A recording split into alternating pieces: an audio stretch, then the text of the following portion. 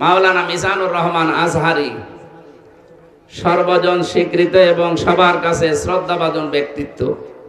তাকে নিয়ে এই 2 দিন আপনারা যা আরম্ভ করেছে, অনেকে মাত্র 2টা অনুষ্ঠানে বাংলাদেশে সে যোগ দিয়েছে।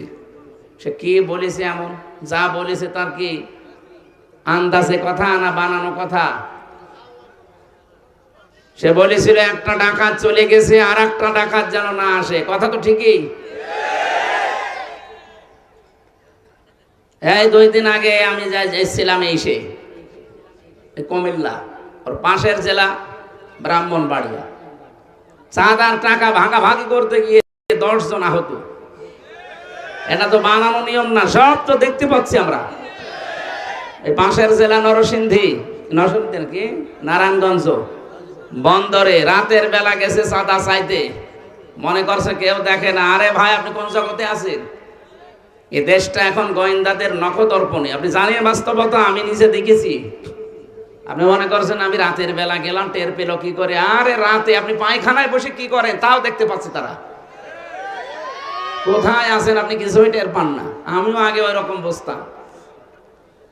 এমন এমন মেশিন ওরা নিয়ে এসেছিল, সেইগুলো এখন এরা কাজে লাগাচ্ছে। আপনি মনে করছেন রাতের বেলা যায় টের পায় কি করে গো? রাতে কেন? আমাবস্যার অন্ধকারে কারো কাছে গেলে সেইটা ওরা দেখতে পায় একেবারে স্পষ্ট দিবালোকের মতো। আমি রিমান্ডে পড়ে আছি। কোথায়? আমার বাড়িতে কল দিয়েছে মাওলানা আমিরুল ইসলাম বেলালি। ওইগুলো পুরাটা রেকর্ড করে একেবারে ভিডিও ক্লিপ আকারে আমার সামনে। কি গো আশ্চর্য!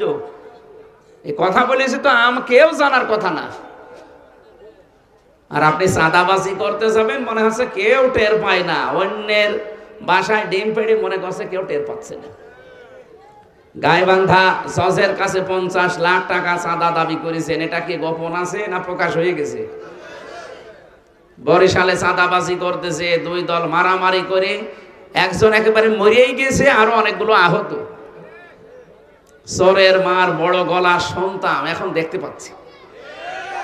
আগে শুনতাম যে চোরের মার নাকি বড় গলা, এখন শুনতে দেখতে পাচ্ছি না।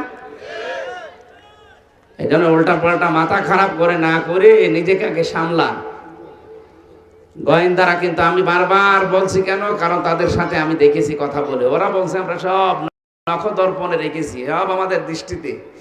আগস্টের 5 তারিখের পর থেকে দিন যত যাচ্ছে আমরা দেখছি এদেশে আসলে কার জন্য কে কি করে। আপনারা যা করছেন নিজের পায়ে অনেকে নিজে কুড়ুল মারছেন, আপনি যে টের পাচ্ছেন না। আর এটা কিন্তু আগস্টের 5 তারিখের আগে এই দেশ আর নেই। আগে নাই আমাদের চোখে চশমা ছিল, এখন তো চশমা নেই, সব আমরা দেখতে পাচ্ছি।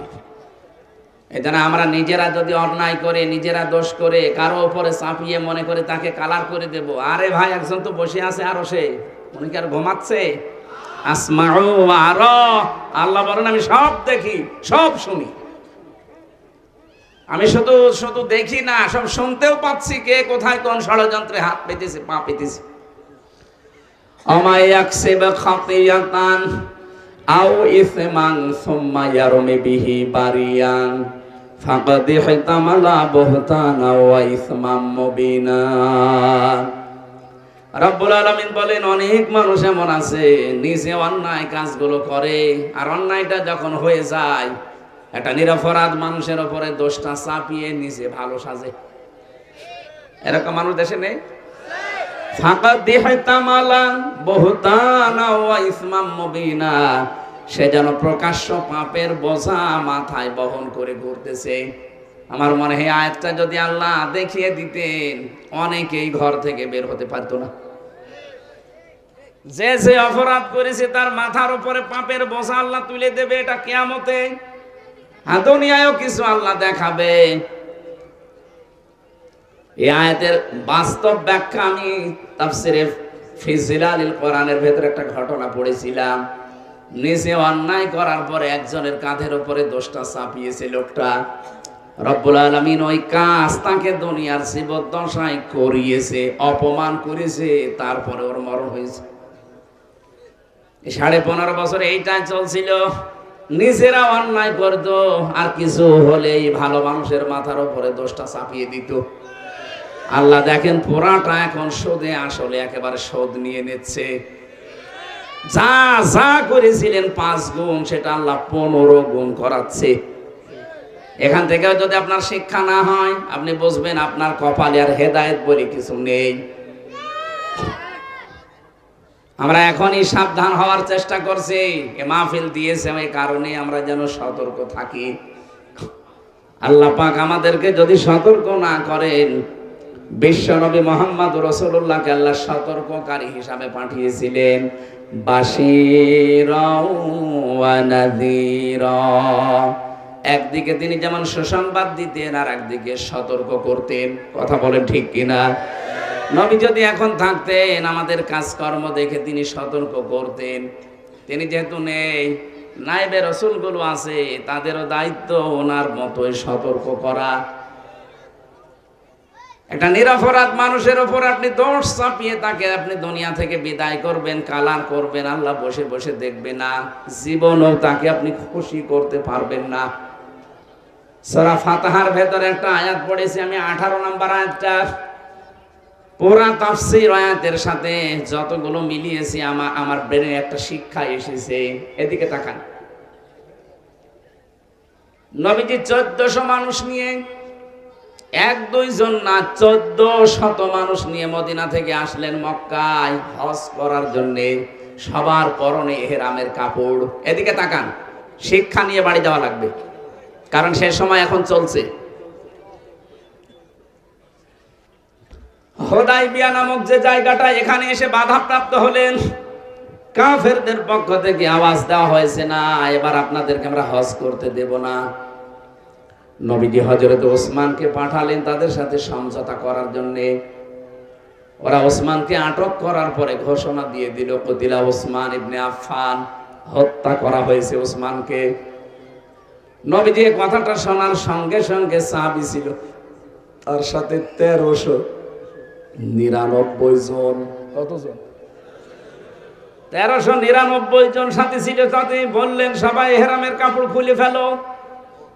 বাংলার মুসলমানেরা, নবী কি জানতেন না যে ইহরামের কাপড় খুলে ফেললে হজ নষ্ট হয়ে যাবে?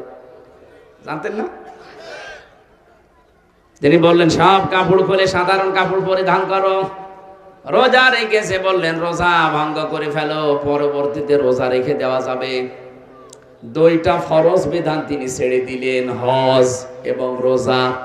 কথা বলেন না কেন? কি করার জন্য ছাড়লেন? আল্লাহর নবী ডাক দিয়ে বললেন, সাহাবীরা এসে গাছটা দেখা যায়, এটা বাবলা গাছ। আমি হাত রাখলাম, আমার হাতের ওপরে তোমরা 1399 জন হাত দাও। ওরা বিনা কারণে একটা নিরপরাধ মানুষ ওদের কাছে পাঠালাম, আর ওরা ওদেরকে ধরার পরে মেরে ফেলেছে। আমরা এই বিনা কারণে নিরপরাধ মানুষকে যারা হত্যা করে, এ ওসমান হত্যার বদলা না নিয়ে একজন মদিনায় ফেরত যাব না। কি বুঝলেন এই ঘটনা শুনে? এতটুকু আল্লাহ শেষ করেননি। নবীজি বলেন, একটা পরে একটা যখন হাত দিচ্ছিলেন, হঠাৎ করে আমার কানের কাছে জিবরাইল এসে একটা আয়াত শোনালেন, লাকাদ রাদিয়াল্লাহু আনিল মুমিনিন। শব্দটা খেয়াল করে দেখেছেন? লাকাদ, অবশ্যই, রাদিয়া এটা মাসের সিগা। আল্লাহ পাক বলেন অবশ্যই আমি আল্লাহ রাজি হয়ে গেছি। রাজি হব তা না, রাজি হয়ে গেছি। আমি আল্লাহ নিজে রাজি হয়ে গেছি। আলাল মুমিনিনা, এই মুমিনদের উপরে, ইযি ইউবাইউনাকা, যারা আপনার কাছে হাত দিয়ে এই বায়াত নিচ্ছে, এই শপথ পাঠ করছে, ফাআলিমা মা ফি কুলুবিহিম, তাদের মনের ভেতরে যেটা আছে এটা আমি আল্লাহ জানি। এটা কিন্তু লোক দেখানোর জন্য না, এরা মন থেকে এই বায়াত নিচ্ছে, এই শপথ পাঠ করছে। তাহতা শাজারাতি, এই গাছের নিচে। হে নবী, আপনি এদেরকে শুনিয়ে দেন, আপনাকে আমি জানিয়ে দিলাম যে আমি কিন্তু রাজি হয়ে গেছি। যারা মন থেকে এই শপথ বাক্য পাঠ করছে। এ পর্যন্ত ফালিমা মাফি কুলুবিহিম পর্যন্ত জিবরাইল বলে থেমে গেছে। এটা তাফসিরে, আধুনিক তাফসিরে দেখবেন এ পর্যন্ত বলার পরে ফেরেশতা থেমে গেছে, আর কথা বলে না। আয়াত তো শেষ হয়নি। যারা তাফসীর বোঝেন